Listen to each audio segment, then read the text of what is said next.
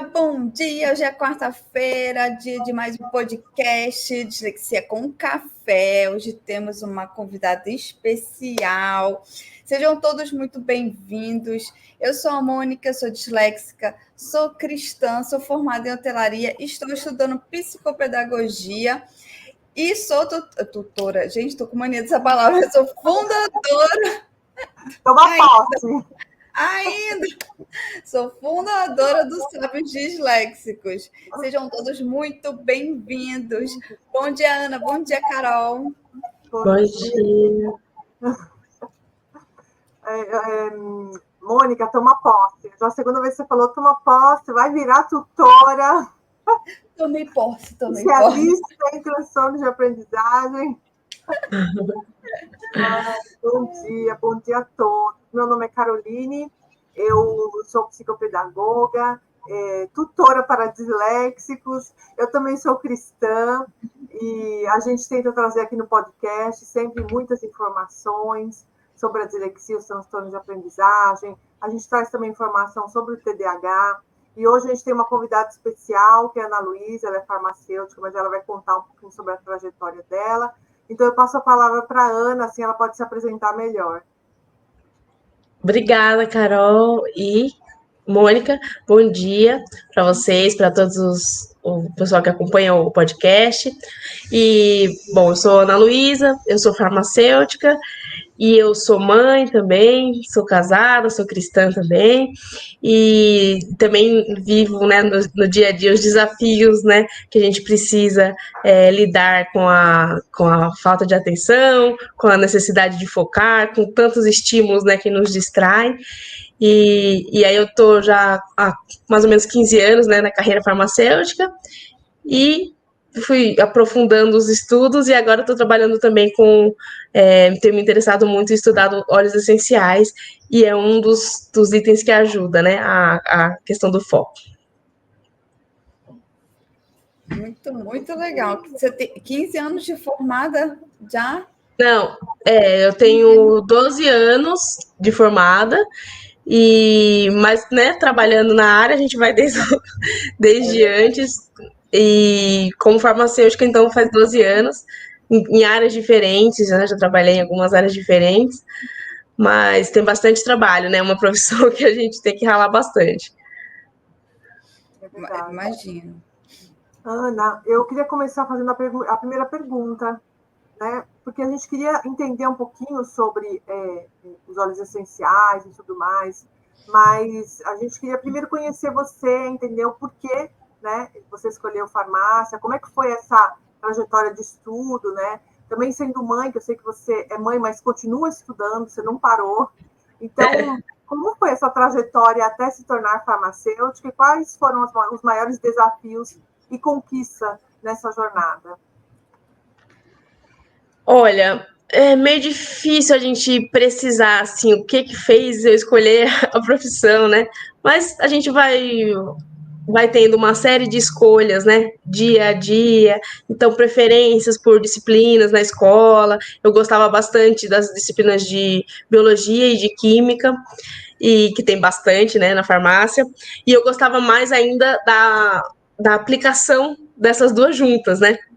Então, a química da biologia, a biologia da química, a bioquímica, enfim. E aí eu via que falava assim, mas eu não queria fazer biologia, eu não queria fazer só química, eu queria que tivesse aplicação na vida, né, e tal. E aí eu acabei me interessando bastante pela parte de farmácia, ou até pensei em outras, né, sei lá, engenharia química, em outras áreas, assim, ou outras coisas totalmente nada a ver com isso. Por exemplo, eu pensava em fazer letras, porque eu sempre gostei de estudar idiomas, né, sempre é uma coisa que ia bem, assim, fazer, pode ser, né, vai que talvez não fosse o meu chamado, né, mas era uma coisa que, assim, poderia ir bem, né, então eu ficava no vestibular, quando eu fiz a inscrição, a primeira opção era farmácia, a segunda era letras. Se eu não passasse em farmácia, era letras. Então, uma coisa totalmente. Meu pai sempre falava, gente, eu não sei de onde ela tirou farmácia, porque não tem ninguém na família que é dessa área. Assim, de onde veio esse estímulo, né? Mas foi indo pelas preferências mesmo, né? E aí, quando eu entrei no curso, Porque todo mundo entra no curso e fala, porque a faculdade é puxado, é difícil, tem matérias que você gosta, matérias que você odeia, e não sei o quê. Eu fiz o curso inteiro, assim, 98% do tempo, reafirmando, nossa, eu escolhi a coisa certa. Eu realmente tinha que estar nesse curso. Eu gostei do curso muito. Teve, claro, alguma disciplina que eu não gostei, alguma matéria, essa matéria é muito chata, muito difícil e tal. Mas, mesmo sendo difícil, é um curso puxado, difícil, que tem que estudar muito. Mas mesmo assim eu gostava, do começo ao fim. Trabalhei muito, ralei muito, trabalhei de graça há muito tempo para conseguir os estágios, porque tinha mais de 1.000 horas de estágio obrigatórios para fazer. E o curso era integral, então a gente tinha assim, algumas tardes livres na semana, mas todos os dias tinha aula. Então, como é que você arruma um emprego se você está livre 2 tardes na semana? Então, eu pegava empregos assim nas férias, eu pegava alguns que aceitavam, eu vou 2 dias, mas depois eu compenso, então eu ia no final de semana para compensar. Então, é difícil alguém remunerar por alguém que vai 2 dias na semana. E aí, era difícil essa logística, então, fiz muito estágio. Todos eles eu fiz de graça. A única remuneração que eu tive foi quando eu fiz a iniciação científica, que era nesse esquema também, as tardes livres da semana. Só que nas férias eu trabalhava full time lá, né? Porque estagiário teria que fazer uma carga menor, então nas férias eu dava um gás para compensar pelo semestre inteiro que eu ia pouco. Mas eu, assim, esse pouco que eu ia, eu tinha que ter muito foco, porque eu tinha 2 dias para fazer o que era o trabalho da semana. Né? Eu tinha 2 tardes, então eu chegava, saía da faculdade, ia correndo para lá e era foco total, né? Assim, sem conversinha, sem mimimi. Vamos lá. E trabalhava, e era um laboratório de farmacologia, e eu cuidava fazia umas análises químicas para fazer uma quantificação lá, química, que usava um equipamento, chama HPLC.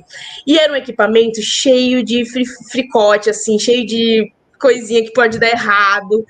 Se tinha que fazer um negócio bem, com bastante atenção. Então, eu precisava muito desse foco. Isso estava no... Quando terminou o primeiro ano da faculdade, eu entrei nessa iniciação científica. E tinha amigas da faculdade que falavam, nossa, esse trabalho está atrapalhando a sua vida, porque você não consegue mais ficar com a gente. Eu falei, como está atrapalhando? Eu estou crescendo imensamente, estou aprendendo, estou concentrada, tão concentrada, que o pessoal falava, você não fica aqui com a gente? Eu falei, claro, vocês estão de bobeira, eu estou trabalhando. Então, eu gosto, aprecio muito o tempo com os amigos, né, com a família, mas foi um tempo de crescimento tão importante para mim, foi tão relevante para minha carreira. Eu ganhava R$ 360 por mês, que foi a parte que eu ganhei mais na faculdade. mas era muito, muito gratificante, assim, foi um trabalho tão bem feito, né, de uma orientadora muito boa mesmo. E eu fui a última aluna dela, ela já estava perto de se aposentar, mas ela era muito boa professora, muito boa orientadora, bem séria, ela era oriental, assim, bem, né? Ana, mas você usava vitamina, alguma coisa para te deixar mais... Nessa época, Carol, eu era jovem. Nessa época eu ia na garra. Mas olha, a faculdade a faculdade mesmo, o curso você falou que era bem pesado, era bem puxado. Era puxado. Aí você ia para um estágio que você tinha que compensar a hora, então você tinha que estar muito focada e muito concentrada. Muito. Então, por mais jovem, conte o segredo. Como é que você manteve foco e concentração por tantos anos? Não é assim, olha, eu vou fazer isso 1 mês. Tá bom, aí você não é. 4 anos. Exato. Então, conte. Então, eu ainda brinco, o pessoal fala assim, nossa, você é tão boa em tal área, você podia fazer outra faculdade. Eu falo, gente, graduação de novo não, porque o negócio foi intenso. Eu gostei do curso, mas falar assim, eu não tenho essa disponibilidade nem esse pique mais de fazer o que eu fiz naquela época, né? Com as crianças, não dá. Mas era muito bom, assim, eu aprendia muito. Agora, aí nessa época eu não tomava café, por exemplo, eu comecei a tomar café, mas o café acorda a gente, mas tem um efeito negativo, porque ele dá um efeito rebote, você toma muito, você fica muito alerta, daqui a pouco você despenca, né? Então, eu vivia cansada, claro, né? com esse esforço todo. Então, só para ter uma ideia da quantidade de disciplinas, eram em média 11 ou 10 a 12 por semestre. Então, 10 a 12 disciplinas por o módulo, né? Então, eram bastante disciplinas. Para estudar, para prova, para trabalho. Toda semana tinha, sei lá, relatório de aula prática, alguns trabalhos. Tinha uns trabalhos maiores, mas tinha muitos trabalhinhos, né?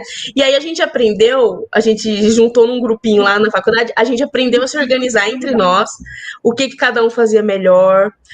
A gente teve que aprender empiricamente, né? Naquela época eu não conhecia. Agora eu estudo sempre muita coisa, eu conheço muitas ferramentas, entendo o porquê daquilo. Mas na época a gente teve que se virar, porque a gente tinha toda semana umas 4 ou 5 disciplinas que tinha que fazer relatório de aula prática.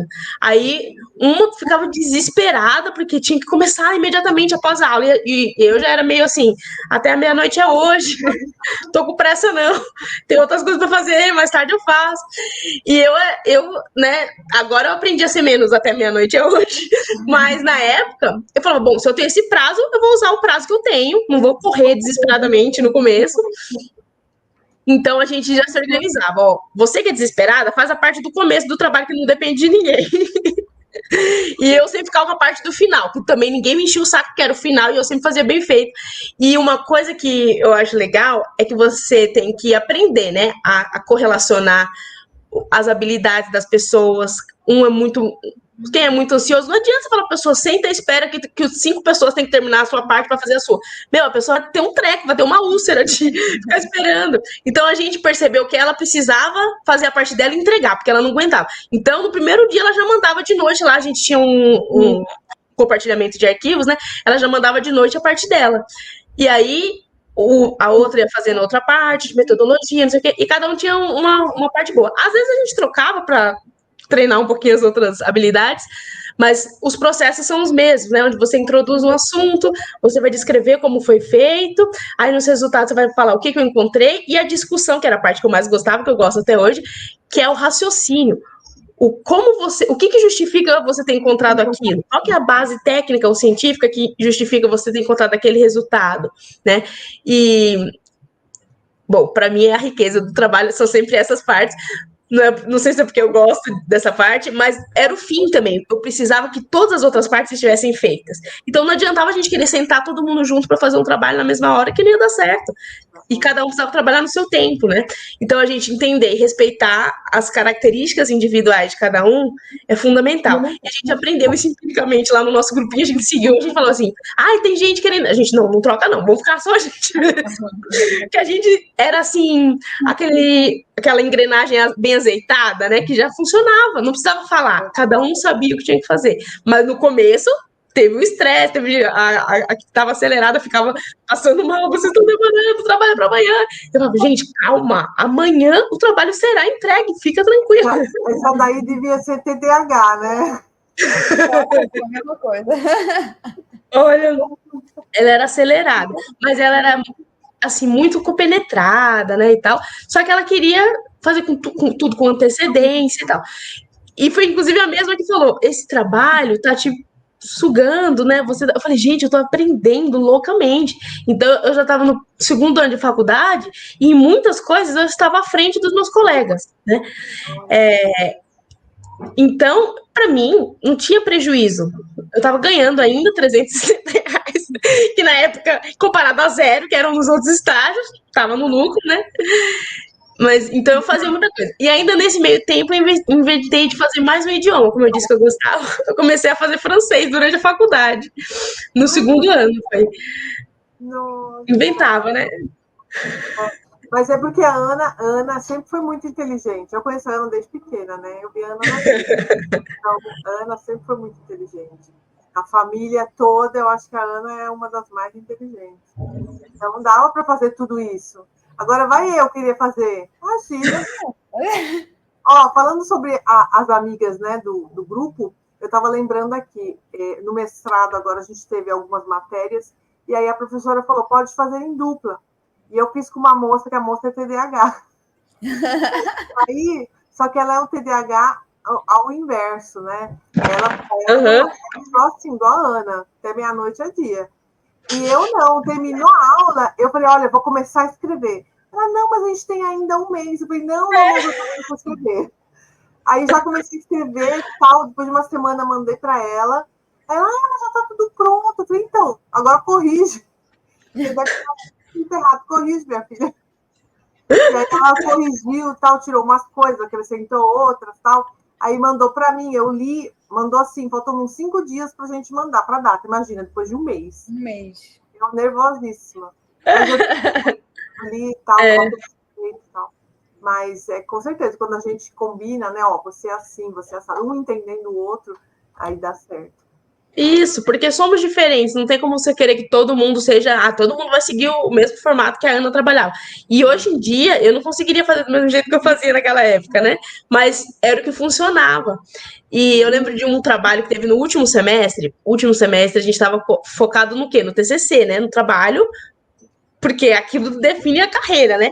Então, as disciplinas já eram muito integrativas. Então, se você estudou bem as bases, você conseguia ir tranquilo nas disciplinas do último semestre. Era muito aplicado, né? Assim, a aplicação das teorias e tal, mas era tranquilo, assim, nesse sentido, né?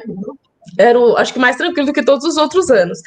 E aí, os professores tentavam reter a atenção dos alunos, que estavam todo mundo com o computador na sala querendo fazer o TCC. E aí eles tacavam trabalho pra gente ter que fazer, ter que olhar o material, né? Porque senão a gente só respondia, fazia pergunta, a gente respondia certo. Falava, putz, mas não tô prestando atenção, né? É porque já sabe, mas não porque tá. E aí eles davam muito trabalho, então ficava pesado, porque a gente falava, ai caramba, a gente já tem o TCC pra fazer, eles ficam enchendo a gente de trabalho, né? E aí a gente também tinha que ser ágil, né, pra fazer os trabalhos. E eu lembro que teve uma que eu falei assim, nossa, gente, não deu tempo, não consegui fazer, não sei o que. Vocês fez? Não fez? Fez? Não fez? Falei, tá. Eu abri o computador, lembro que eu sentei na escada, assim, da faculdade, abri o computador no meu colo, era pra fazer uma apresentação de um artigo científico lá. E aí eu falei, cada um vai lendo a sua parte aí. Você lê a introdução, você lê isso, você lê. Abre o computador e comecei a montar os slides, falar o que são as palavras-chave da sua parte, e fomos montando lá. Peguei o título e falei, bom, isso aqui, aquela leitura rápida, e colocando as coisas lá. E aí apresentei, e eu fiquei até constrangida depois, porque a professora, quando a gente apresentou, ela olhou e falou assim, nossa, gente, vocês vão ser muito bons profissionais, porque olha a qualidade do trabalho. Eu falei, nossa, mano, que vergonha, eu tinha feito ali 20 minutos antes. Eu abri o computador no meu colo e fiz bem jogado, assim, tudo. Então, assim, apesar da vergonha que eu tava de não ter feito no tempo que eu deveria ter feito, nem ter tido a dedicação que eu tive, mas também mostrou que a gente tinha desenvolvido, né, essa capacidade de ler o que interessa, de olhar para o que interessa, porque às vezes a gente perde tanto tempo, é a questão do foco, né? A gente desfocava muito. Então, o foco foi essencial para a gente fazer os 4 anos.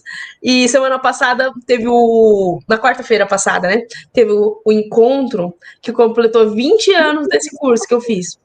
Eu cheguei, era um curso novo, e agora já tem 20 anos. Um curso novo lá no Mackenzie, né? Onde eu fiz.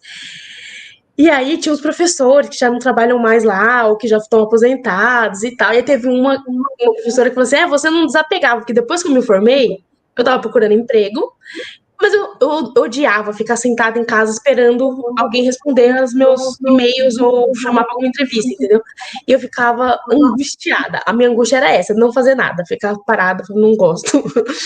E aí tinha uma professora lá que falava assim, a gente vai ter uma ação lá voluntária com os alunos. Então, não tem aluno, você tá a fim de vir aqui? Ah, tá bom, vou. Era para atender as pessoas, fazer teste de glicemia, aferir pressão arterial. E eu ia, fazia. A pessoa, mas porque aluno vai, porque valia certificado de horas, né, complementares para as horas que tem que cumprir. E eu ia porque eu gostava de fazer aquilo, e também eu tava sem fazer nada. Tá bom, vamos lá, vamos ver gente, né, e tal.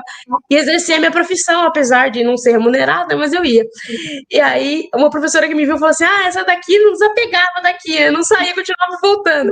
E aí a outra professora, acontece, né, estendeu por mais... Eu falei, estendeu não, eu formei no prazo certo, não repeti, não reprovei nenhuma disciplina.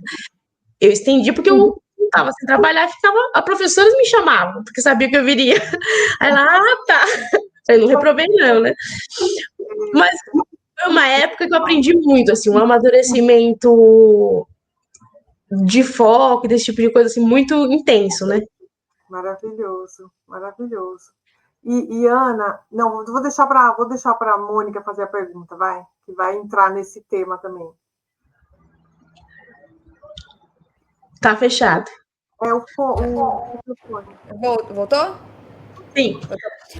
Eu ia perguntar para Ana se nessa loucura da faculdade, já, nossa, com tudo isso para fazer, se você já usava os óleos essenciais ou se você descobriu eles depois. Eu não usava. Acho que lá pelo finzinho da faculdade, já no 6º, 7º semestre, tinha uma professora que apresentou, né, os óleos pra gente, para conhecer e tal.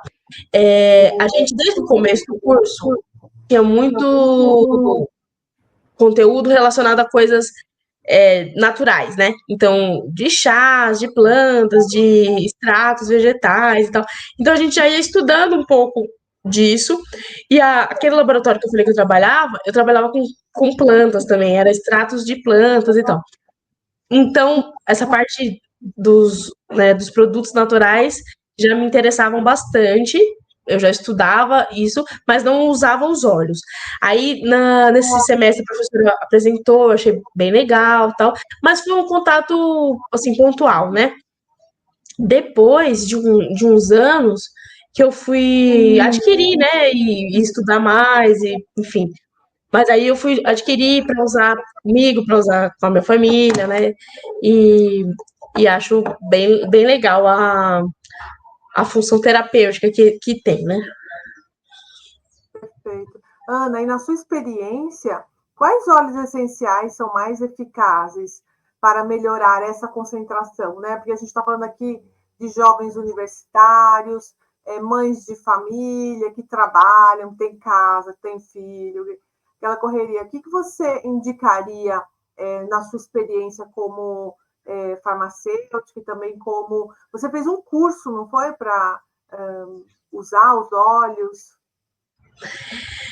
Eu já participei de alguns cursos, assim, de alguns congressos, não foi uma formação específica, né? As minhas formações não. Eu tenho farmácia clínica, então a gente acaba estudando um pouco mais, inclusive, sobre esses itens.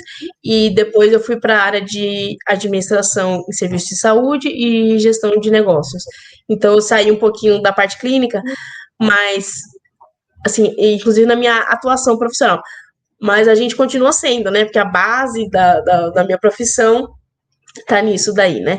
E a gente continua usando, né? Tendo a necessidade de usar os medicamentos, as plantas, os óleos, enfim.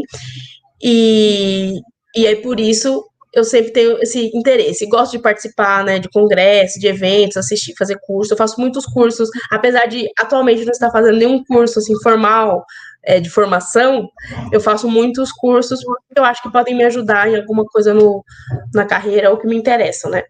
Então, e eu gosto de me organizar em três disciplinas, assim, em 3 áreas. A primeira é sobre coisas que tenham a ver com a minha profissão. Então, por exemplo, os óleos essenciais, ou coisas sobre farmacologia, né, sobre química farmacêutica, que vão ser de base da minha profissão.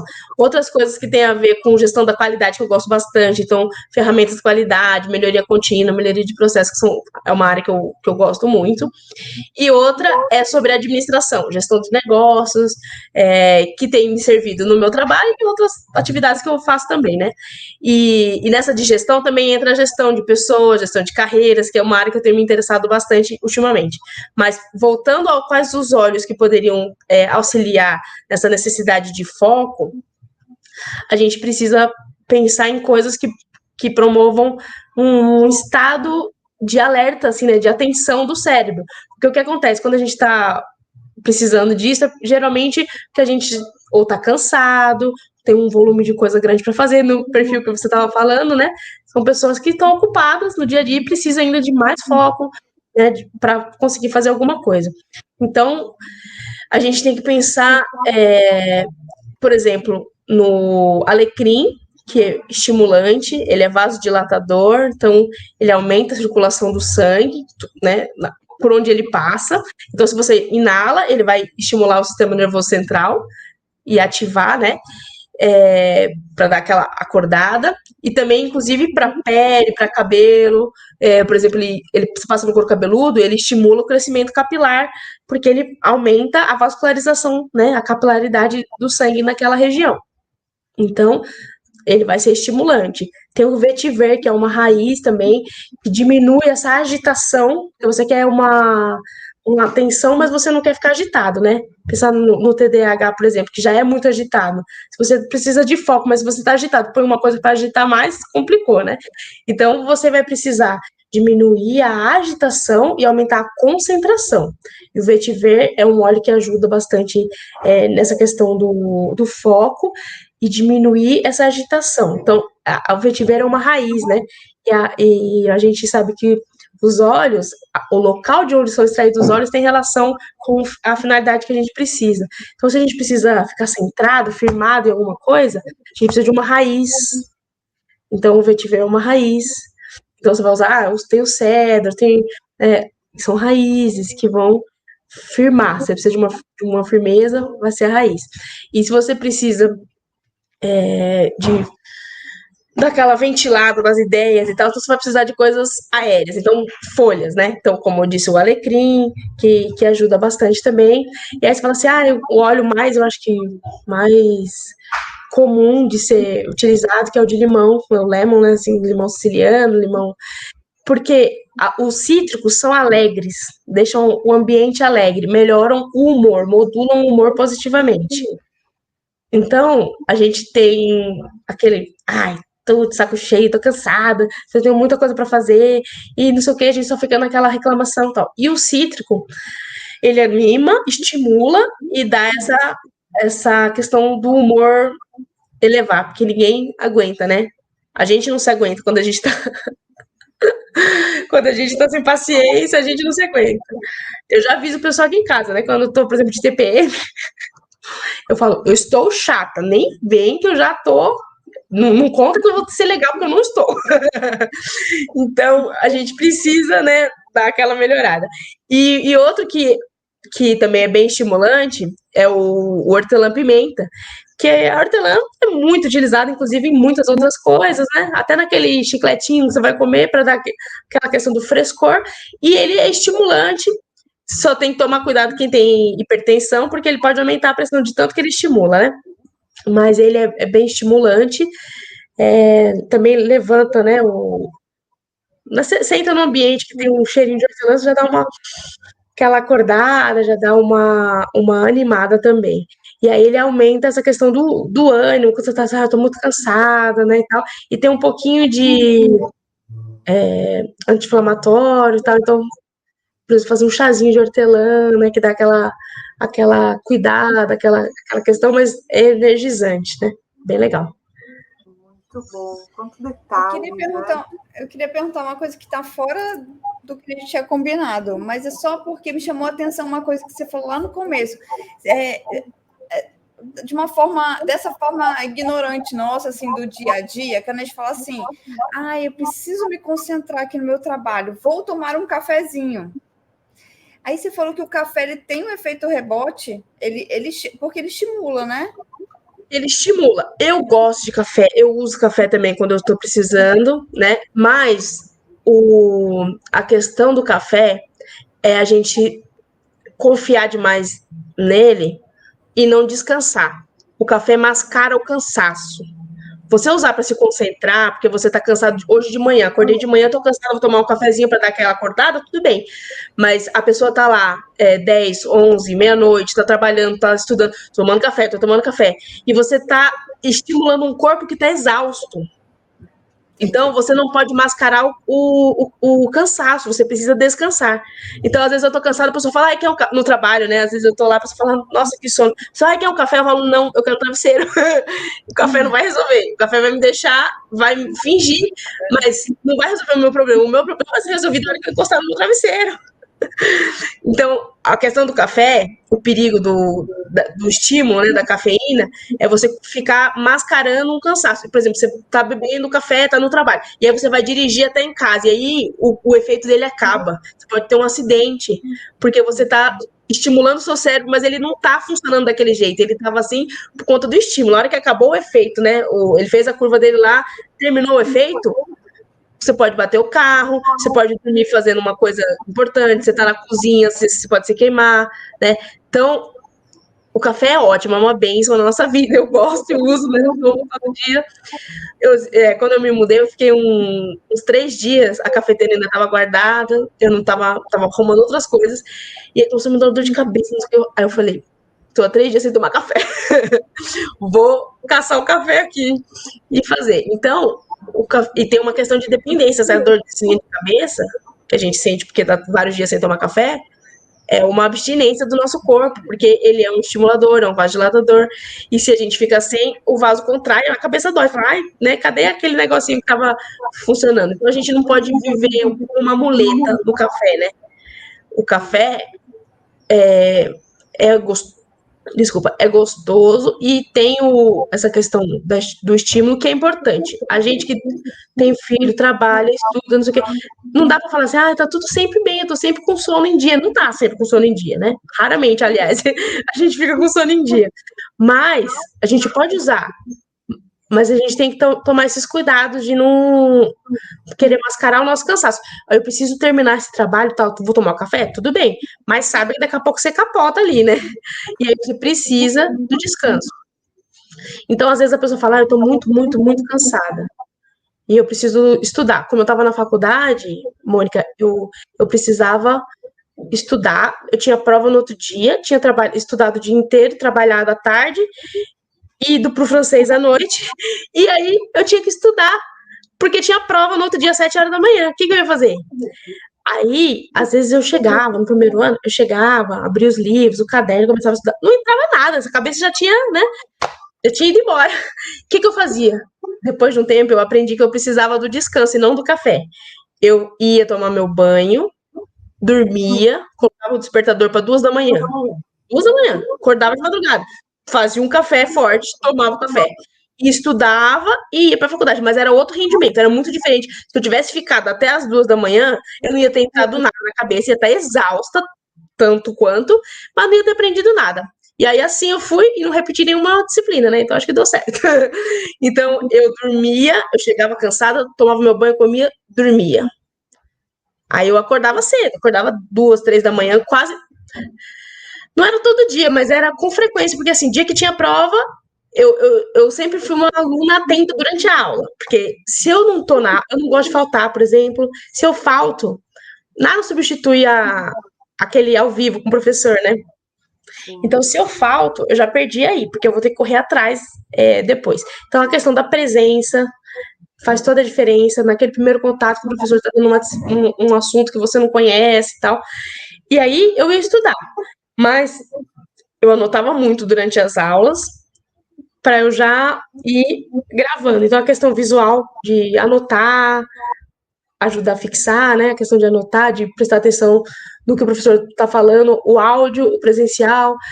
Então, muita gente lá na faculdade gravava. Naquela nossa época não era igual hoje, né? Com celulares assim tão modernos, mas o pessoal levava gravadorzinho, aqueles MP3zinhos assim, gravava e ia escutando no carro. Bom, para mim essa parte nunca gravei nada, porque não funcionava. Eu precisava de estar ali naquele ambiente com o professor presente ali, eu perguntava, tirava dúvidas, então ia sedimentando. Então, quando eu ia estudar, eu não estava crua, do zero, né? E aí eu estudava, eu fazia muito esquema, sabe, esqueminha, resuminho, o mapa mental, né? Na minha época eu chamava de esquema, mas é um mapa mental. Então eu fazia o mapa mental daquele assunto que eu estava estudando, tá bom, vamos para outro capítulo. E aí eu ia de manhã, eu tomava outro banho, tomava meu café de novo, né? E ia para a faculdade, que eu morava pertinho da faculdade. Então, pelo menos eu não tinha o tempo do deslocamento. E aí eu ia, aí eu olhava, antes de entrar para a prova, eu olhava meus mapas mentais lá, pá. Eu não tenho uma memória fotográfica, mas construir, sintetizar as coisas em um mapa mental ajuda muito, né? Eu sou um pouco sintética demais, às vezes. O pessoal fala assim, quando eu fui fazer meu TCC, eu lembro que tinha um mínimo, acho que era 40 páginas. O meu não passava de 27. Mas, gente, o que eu vou ter que enfiar aqui para dar tudo isso de página? Porque eu era muito objetiva. Eu aprendi a ser sintética para a faculdade, agora eu precisava, né, diminuir isso.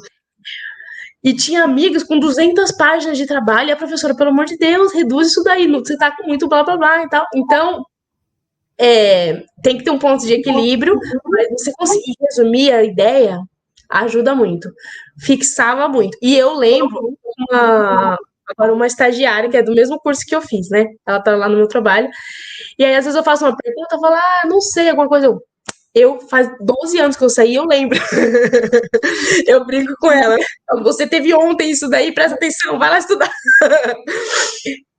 Então, funcionou. Tem coisa que eu não lembro, claro, porque eu não uso, não é no meu dia a dia, mas tem coisa que eu não uso e lembro, porque eu estudei muito aquilo, né? Eu estudei com detalhes e com uma metodologia que empiricamente eu fazia, mas que tem sustentado até hoje, né, na minha carreira. E você vê que o mapa mental não serve só para quem tem o transtorno de aprendizagem, né? Serve para todos, para todo mundo. Sim. E é uma adaptação escolar, é uma adaptação que as escolas poderiam usar para todos os alunos, né? Desde o Fundamental 1, imagina que delícia, aquela criança aprendendo, né, os fonemas, separar sílabas, tudo com mapinha mental, com desenho, com, né, palavrinha, com engancha ali, solta ali, imagina, com cores. Nossa, ia ser fantástico. Aprender a estudar já para a faculdade. Exatamente. Tem uma página que eu sigo no... São umas conhecidas nossas, amigas nossas, né? Lá de Recife, que era da igreja onde minha mãe frequentava, antes de casar com meu pai e vir para São Paulo, né? E elas têm, se não me engano, o filho da filha mais nova tem acho que é autismo, se não me engano, né? O TEA. E ela começou a desenvolver esquemas, assim, para ajudar o filho dela, e agora elas comercializam esse tipo de coisa, assim, com velcro, sabe, plastificado, com velcro, você tira daqui, põe ali, e eu sempre vejo as postagens delas, e eu acho bem legal, porque é esse tipo de coisa, né, você deixar tátil uma questão, assim, que é difícil entrar na cabeça, né? Como é que você faz entrar na cabeça uma coisa se a pessoa raciocina de uma forma diferente da sua? Cada uma de um jeito, né? Eu lembro que, não exatamente sobre isso, mas eu lembro que tinha uma briga grande, né, das pessoas comigo, porque eu não arrancava a fralda do meu filho mais velho. Ele tirou a fralda com quase 4 anos. Mas eu falei, gente, ele tá bem, tá tudo bem, ele sabe usar o banheiro. Só que se eu arranco a fralda, ele se urinava. Se eu deixasse com fralda, a fralda ficava seca, pessoal. Mas se a fralda tá seca, então tem que tirar. Eu falei, não, ele quer usar a fralda. Ele está confortável desse jeito. A gente não pode agredir o espaço dele. E outra, ela, não, mas você já ensinou. Eu falei, eu ensinei a usar o banheiro, mas como é que eu ensino a controlar esfíncter, controle fisiológico? Como é que você ensina, viu? Aperta aí, segurou o xixi. Como é que você ensina isso para uma criança? Você não ensina. Ele tem que perceber que ele consegue fazer aquele movimento de segurar ou de soltar. Você não força uma criança a ir fazer xixi no banheiro. Você pode até ir, você vai ensinar, você vai mostrar o espaço, aqui é o banheiro, aqui é o vaso, aqui tem isso. Mas a experiência do aprendizado é individual, intransferível. É intransferível. Você não transfere, você não tira um chip aqui, ó, pá, vou enfiar na cabeça do meu filho. Pronto, agora ele sabe. Não existe. Por mais que a gente queira, às vezes, falar assim, ai meu Deus do céu, não tem como eu passar, só passar para ele, né? Mas não tem. Ele tem que percorrer a jornada para chegar lá. Então, meu filho está na fase de alfabetização na escola. Chega no dia da reunião de pais, por exemplo, eu vejo alguns pais falando umas coisas, eu falo, gente, pelo amor de Deus. A professora está na alfabetização ainda. Aí a professora faz um ditado. Eles escrevem do jeito que eles percebem o som. E o pai falou assim, mas da minha filha veio errado, por que você não marcou com vermelho, com X? Aí a gente, não, a ideia... Eu falei, meu Deus, esses pais precisam estudar, porque eles estão querendo fazer justamente o oposto com os filhos deles, né? A professora super acolhedora, falando, gente, não vai pôr um X, porque isso é o que ele tá percebendo. Ele ainda tem que associar o som à letra, o fonema à letra. Ele não associou ainda. Aí a professora falou, tá tudo bem, não tem certo ou errado aqui, é o que ele vai construir. Aí a gente fica limão, portão, sei lá, qual a palavra? Pão, mão, e vai falando. Ela falou assim, vocês perceberam alguma coisa em comum? Ela falou, a primeira vez que ela falou, assim, umas 10 palavras, tudo terminado em ão, então eles falaram, não, nenhuma diferença. Ela, não notou nada igual, assim, nenhuma semelhança. Não. Ela falou, bom, então a gente precisa continuar. E aí continuou estimulando. Aí depois falou, vocês viram que tem um ão e tal? Então agora o meu filho já tá assim, a gente passa num lugar, ele olha, saída. Eu falei, você leu? Ele aqui é a saída, tá escrito. Aí fala assim, ele, mão, pão, portão. Aí ele começa a associar o som. Então, mas eu não forcei isso nele, nem a professora. Ele teve que construir, e os pais querendo obrigar a escola, né, entuchar na cabeça da criança. Mas a escola falava justamente isso. Ela falou assim, é uma construção dele. Como é que você ensina a audição virar escrita? Sem que ele passe por uma construção. Ela falou assim, se eu fizer ele decorar, ele vai decorar, mas ele não vai aprender. E é isso que acontece, né? Seja com dislexia, com TDAH, com qualquer criança. O formato de aprendizado que a gente tinha antigamente, na nossa época, era muito mais, assim, agressivo, né? E não ensinava, não acolhia essas diferenças do tempo de cada um. E aí tem gente que vem e fala, você vai arrancar. Então você ficava com a criança durante o dia, com meu filho, pegava, passava o dia e falava, dei 3 banhos nele. Por que deu 3 banhos? Ah, porque ele fez xixi na roupa. Eu falei, mas por que tirou a fralda? Ele não veio sem fralda. Tem fralda na bolsa, por que tá sem fralda? Ah, porque eu achei, então, achou errado. Ele quer usar fralda, ele usa fralda. Então a gente tem que aprender que a adaptação, né? A fralda é uma adaptação. A adaptação escolar, enquanto ela for necessária, enquanto ela for um conforto, um apoio, ela não vai impedir que ele faça xixi. A função fisiológica estava acontecendo. E ele estava indo ao banheiro, só que ele usava a fralda. Então eu falei, pensa que é uma cueca, ele está vestindo aquilo, né? Então, para mim, é muito clara essa questão, né? Da necessidade da gente dar oportunidade das pessoas usarem esses apoios, né? Sim, perfeito, é isso mesmo.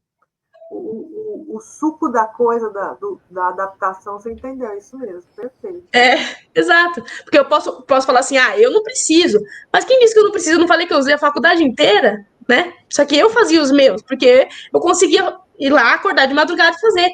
Mas tinha gente que não conseguia. Tinha uma amiga, essa que eu falei que ela era mais acelerada. Ela fazia uns esquemas, e ela desenha muitíssimo bem. Ela fazia uns esquemas lindos. Os meus eram só basicão lá, né? Porque eu não desenho lá muito bem.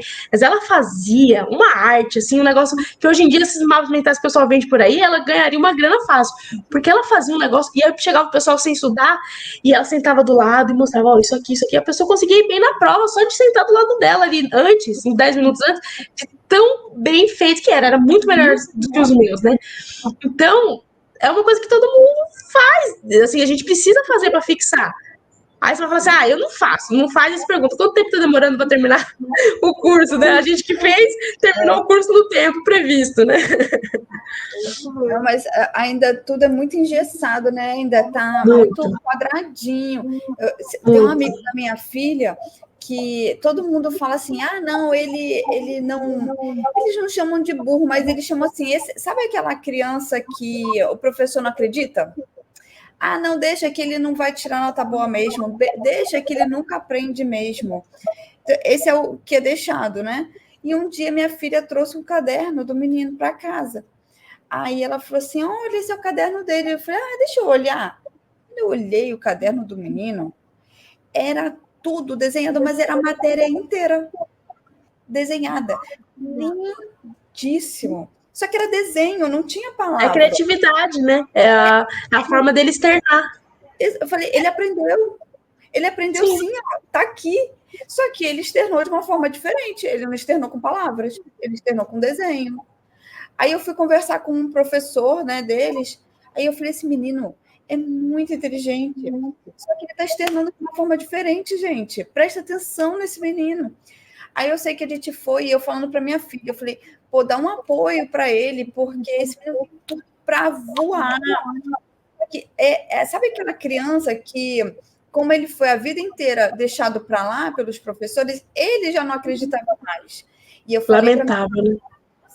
A menina muito inteligente. E eu falando para minha filha, eu falei, vai, dá força, estuda com o menino, dá uma ajudada, fala para ele que ele é bom no que ele faz e tal. Gente, esse menino está tirando só 9. Só 9. Ele só tira 9.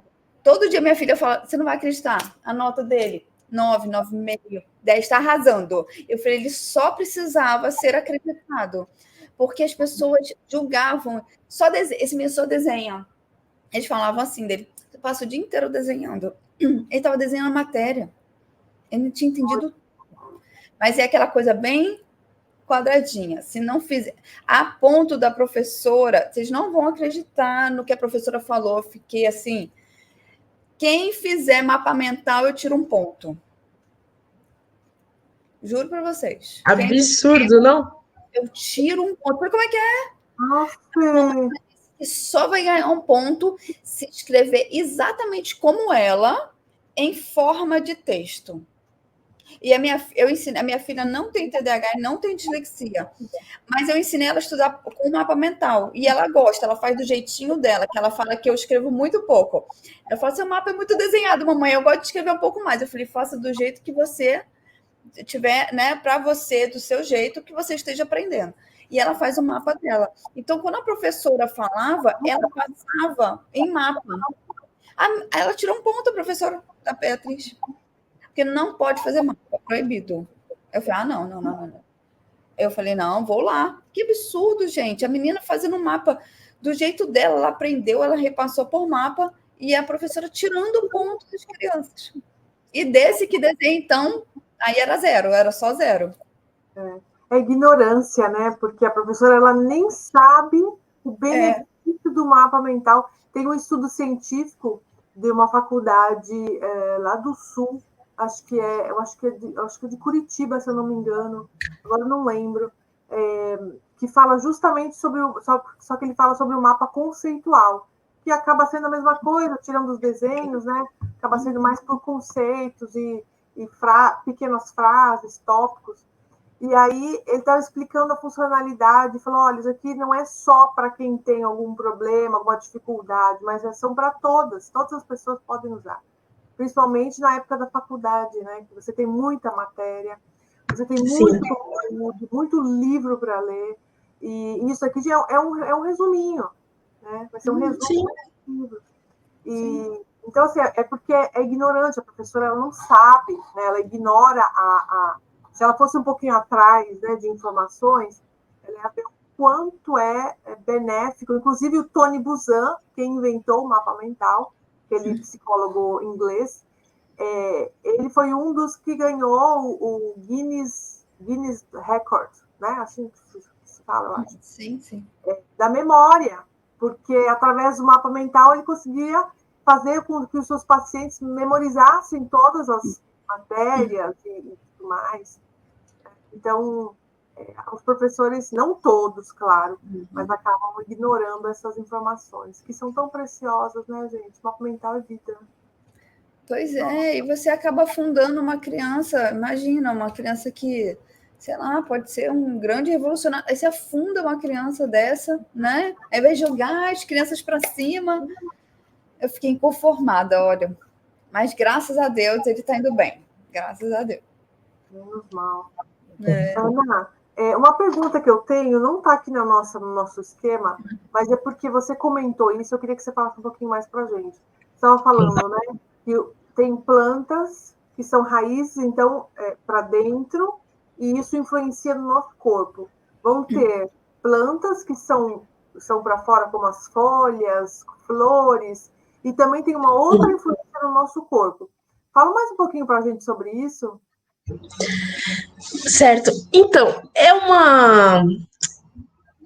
você consegue perceber uma relação que existe entre as finalidades dos usos e os efeitos terapêuticos que se encontra com a região da planta, né?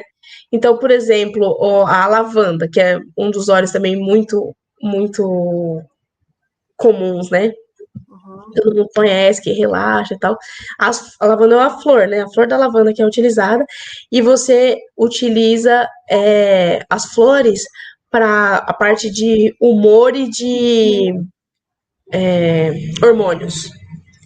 Então, essa parte feminina, essa parte. Tem, por exemplo, a flor de jasmim, que todo mundo conhece, que é estimulante, que regula, né, os hormônios das mulheres. Flor relacionada ao hormônio e essa parte, né, assim, essa energia para fazer as coisas, ou então, no caso da lavanda, esse relaxamento mais profundo, né? Então, as flores vão mexer com essa parte.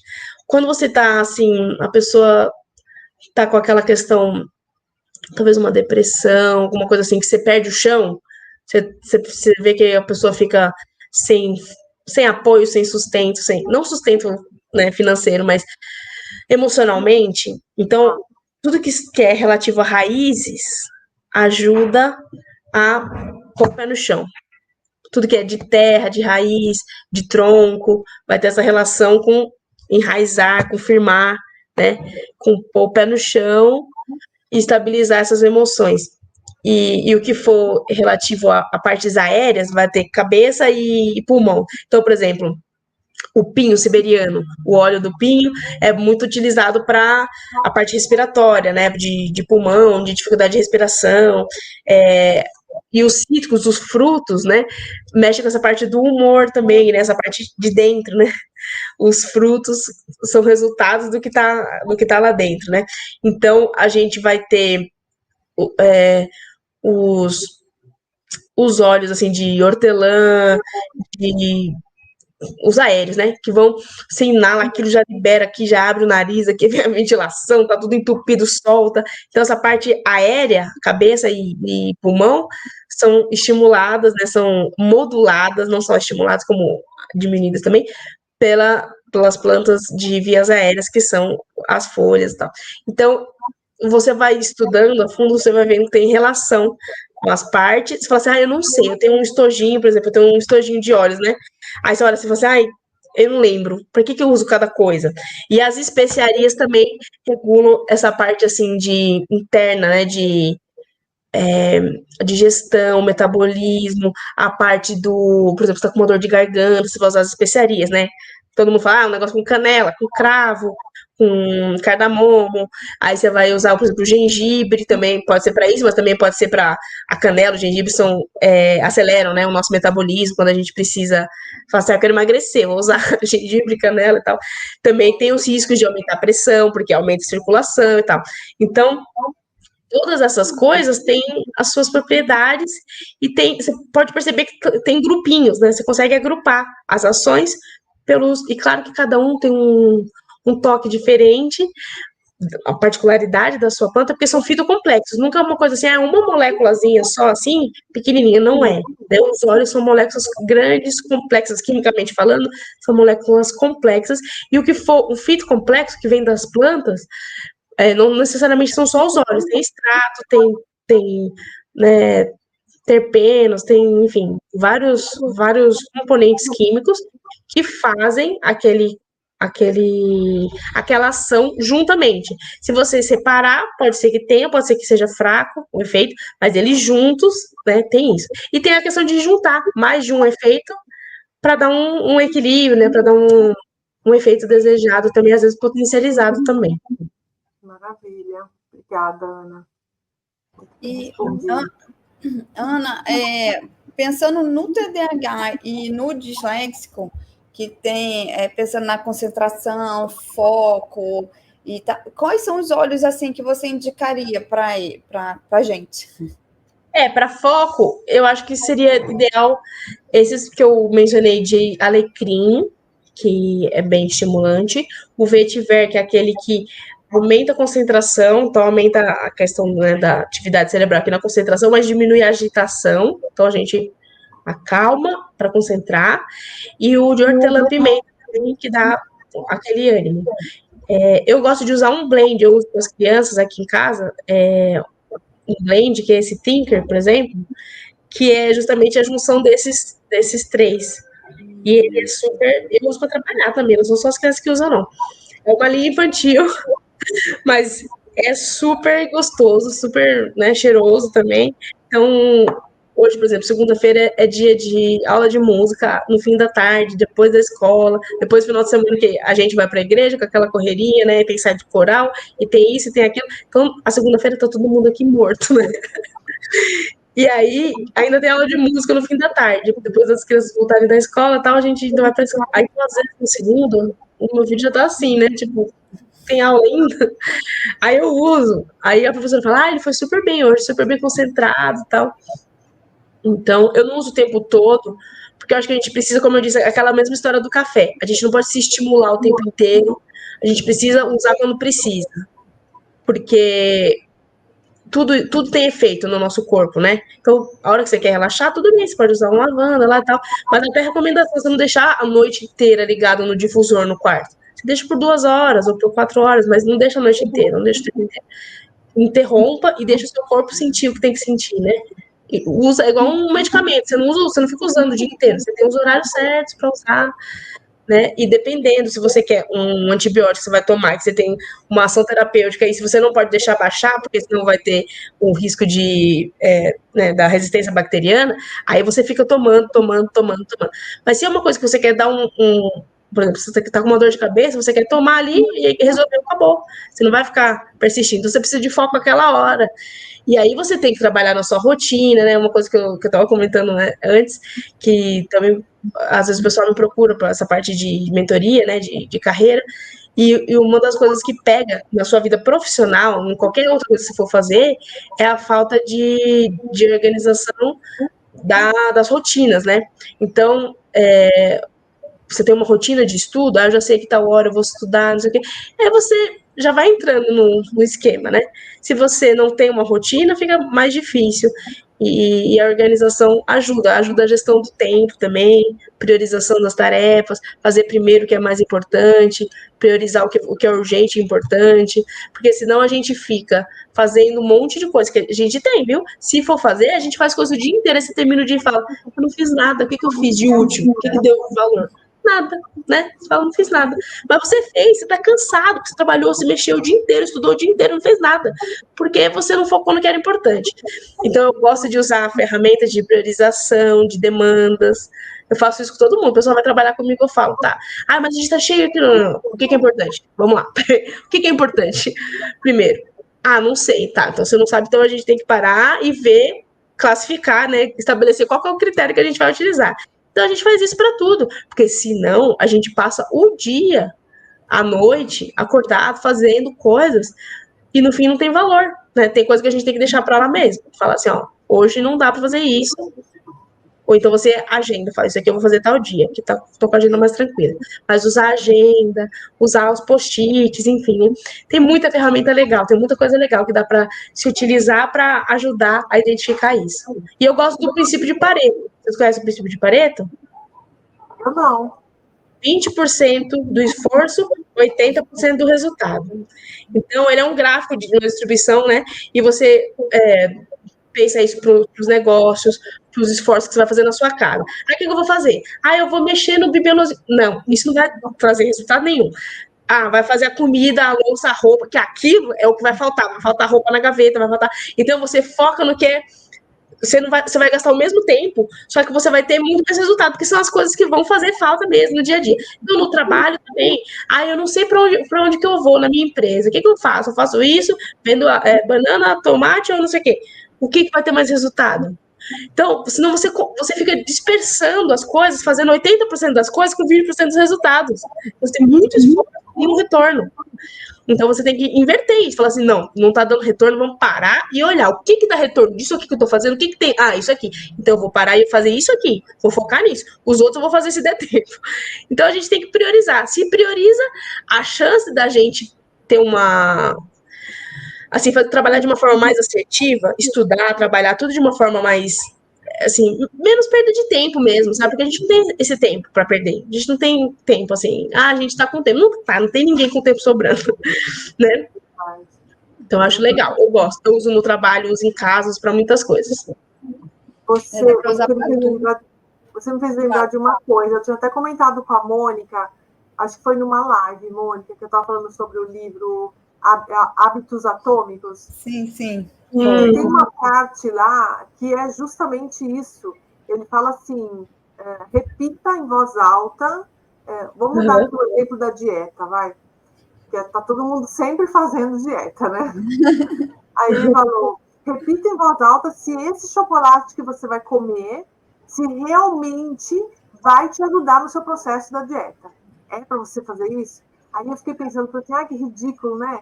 Aí eu fui no supermercado, eu comprei o chocolate, eu tô de dieta, tá? Comprei o chocolate, aí eu cheguei em casa, aí lembrei do livro, aí eu não acredito que eu lembrei do livro. Aí eu olhei pro chocolate e falei assim... Que raiva, fui lembrar antes de comer. Você tem certeza que você vai me comer, que é isso que você quer, você vai quebrar a sua dieta. Aí eu olhei assim, pensei, falei, não vou quebrar não. Chocolate, vai pro armário. Não comi. Mas, assim, é tão interessante quando você estava falando sobre fazer, né? Ou o que é prioridade, ou deixar essa prioridade para lá e continuar nas coisas pequenas, né? Isso é muito interessante, porque você coloca em tudo na vida, né? E nesse momento aqui da minha vida, não que a dieta seja prioridade, mas eu quero melhorar o meu estilo de vida alimentar, o meu corpo, já estou com 46, né? Então, estou querendo melhorar. E eu vi Carinha de 32.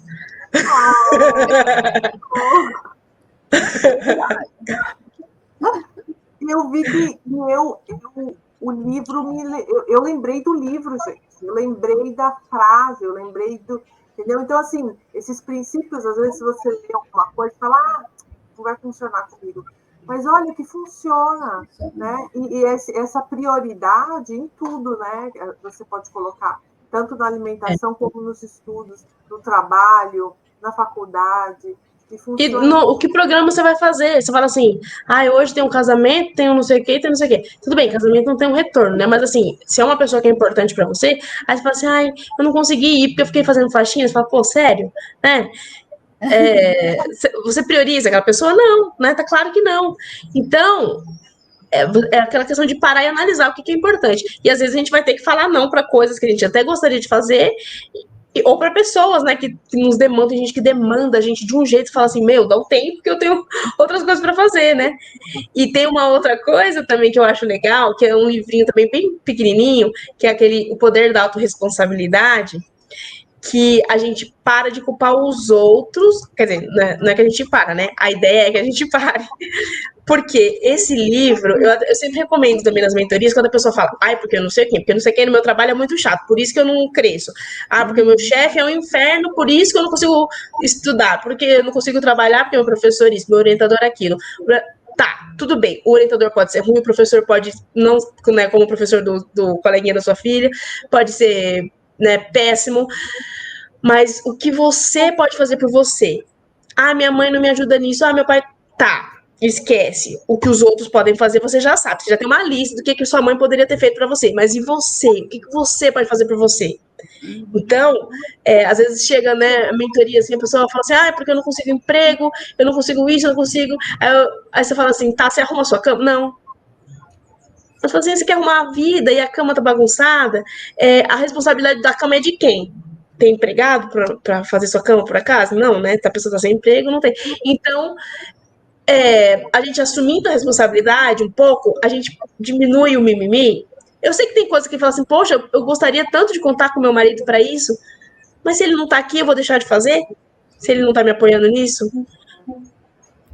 A decisão é minha, é um curso que eu quero fazer, né, eu quero aprender a tocar um instrumento. Mas ninguém pega na minha mão. Peraí, você quer aprender, você pega e faz, né? Então, eu tenho dificuldade? Tudo bem, vamos usar adaptações e tal, mas tem a autorresponsabilidade, que é o que eu faço por mim. Porque não adianta, a gente culpa Deus, culpa o irmão, culpa o parente, culpa o marido, culpa todo mundo. Mas você não fez nada e a culpa é de todo mundo, sério? Você não tentou, né? Então, eu gosto bastante. É um livrinho curtinho, pequenininho, assim. Eu tenho uma versão de bolso, assim. Eu falo pra todo mundo, gente, lê. Então, é claro que o cara tá querendo vender um curso dele lá e tal, e aí ele começa a introduzir o assunto. Mas é legal porque ele dá uns exemplos e aí você começa a pensar, fala, puxa, realmente, né?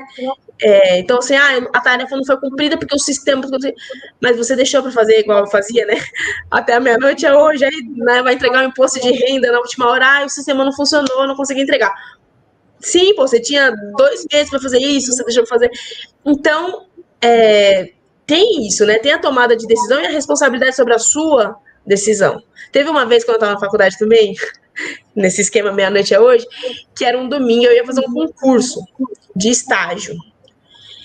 E meus pais foram cedo para a igreja, e o concurso acho que era tipo 1h da tarde, e era num lugar meio contramão para mim, né? Era na Lapa, ali para mim era, de onde eu morava ali, era meio ruim de ir, assim, não tinha um ônibus que ia certinho pro lugar onde eu ia e tal. Aí eu falei, tá, eu vou. Mas eu falei assim, vou tomar meu banho com calma, tomar meu café com calma. O ônibus demorou. Aí eu cheguei na porta, pá, acabado de fechar o portão. E eu perdi o concurso. E tal, né? Aí eu falava, né? O ônibus isso, porque aquele lugar é ruim. Depois, né, você pensa, Você que ficou embaçando para sair de casa, quis tomar um banho, demorar, tomar um cafezinho no domingo, de manhã, tranquilo, sem ninguém em casa para te perturbar, né? A paciência. Falar, vou aproveitar o momento. Aproveitou, perdeu perdi o concurso, né? Então eu perdi, tinha feito a taxa de inscrição, tudo. Então, as coisas que acontecem não são culpa necessariamente dos outros. Então eu podia falar, o ônibus isso, aquele lugar era longe, aquela escola era isso. Tá, mas quem que não saiu de casa no horário? Fui eu. A culpa era minha, né? A responsabilidade era minha, não é questão de culpabilidade, porque o pessoal vem com nas empresas tem aquela questão da culpabilidade. Quem é o culpado por isso que está acontecendo, né? Na escola, quem é o culpado? Não é questão de culpabilidade, mas é a autorresponsabilidade. Eu tenho que saber o que eu poderia ter feito ou o que eu posso fazer por mim, né? E aí isso ajuda tanto, porque aí você tira um pouco da frente o foco virado no outro e vira para você. E aí você, né, assume protagonismo na sua vida. Claro que deixando nas mãos de Deus e tudo mais, mas tem gente que deixa demais na mão de Deus. Tipo, ai, Deus tá vendo. E deixa lá e não faz nada. Fala assim, gente, Deus tá te dando inteligência para você fazer. Pegue o que você tem nas suas mãos e faça o que Deus tá te dando. Vai lá e faz, né? E tem gente que não, que fica assim, ó céus, ó terra, né?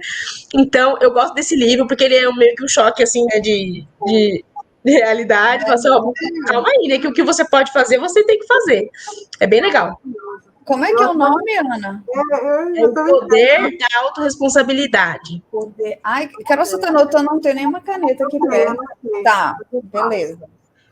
Eu vou mandar foto da capa depois para vocês, que eu tenho ele aqui. Legal. Mas é bem legal.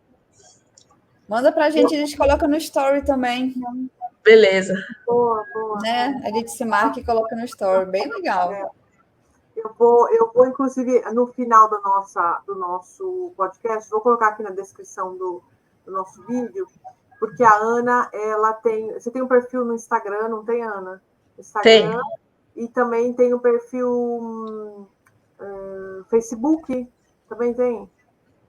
O Face tá meio morto lá, porque a pessoa quase não usa mais, né? Mas eu uso o Instagram e eu posto também bastante coisa no LinkedIn, para quem tiver interesse nessa parte de carreira. Eu também coloco algumas coisas lá.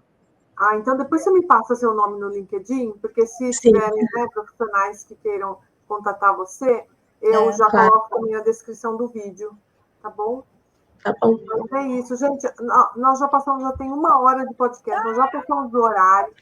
Foi muito gostoso. Eu queria agradecer a Ana, porque trouxe, assim, não somente falamos sobre óleos essenciais, né, que era o nosso foco, mas também falou sobre essa parte importante da organização, né, do adulto, e que, como a gente falou antes, se a mãe já ensinar para o filho esse passo da organização, já vai ser um adulto, né, com muito mais responsabilidade, sabendo como fazer, da sua agenda, do seu dia a dia. Isso é muito importante. Então, eu queria agradecer a Ana, porque ela, tão corrida, aceitou o nosso convite, né? E é isso, deixar um beijo para todos, deixar um beijo para a Mônica, minha parceirinha, né? Lembrar que dia 10 de outubro está aí, e a gente tem um evento para todas as pessoas, todos os adultos disléxicos, que têm TDAH, que tem algum outro transtorno, ou que não tem transtorno nenhum, mas não gosta de ler, não é o seu... Fala, não, ler para mim não é a minha praia, venha para o nosso evento, que nós vamos te ensinar a estudar muito em menos tempo. Mas para você participar, vou deixar aqui embaixo também o link do evento, tá? É um evento online gratuito, às 20 horas do dia 10 de outubro. Então, esperamos todos vocês. Legal. Obrigada, Carol e Mônica, pelo convite. Foi muito legal conversar com vocês novamente, né? Quer dizer, com a Mônica eu não tinha conversado, só assisti já alguns vídeos, mas é um prazer conversar com vocês. Obrigada. Muito obrigada, Ana. Foi uma delícia. Gente, o tempo passou muito rápido. Foi uma delícia. Nossa, eu aprendi muito com você hoje. Muito obrigada. A gente sabe que o teu tempo é super corrido. Então, brigadão por estar aqui e participar com a gente do podcast. Obrigada, Carol, pela parceria de sempre. Obrigada a todos. Vamos tirar uma foto, assim, a gente faz a foto para ficar na capinha. Obrigada a todos que estavam aqui com a gente, todos que estavam aqui com a gente no ao vivo, aqueles que vão assistir depois. Não deixe de seguir a gente nas nossas redes sociais. O podcast está lá no Spotify. podcast Dislexia com Café lá no Spotify. Vão lá, sigam a gente, todos os episódios estão lá. E sigam a gente nas nossas redes sociais, Enfrentando a Dislexia. O seu, Ana, fala de novo, por favor, o seu Instagram. Ana Luísa Lima A. Ana Luísa Lima A. E Sábios Disléxicos. Não se esqueçam do lançamento, dia 10 de outubro. Estude Mais e Menos Tempo. Link nas duas bios, Enfrentando a Dislexia, Sábios Disléxicos e aqui, né, Carol, que você vai deixar aqui? Sim. E até quarta-feira que vem com mais um episódio podcast Dislexia com Café. Um beijo. Tchau, tchau.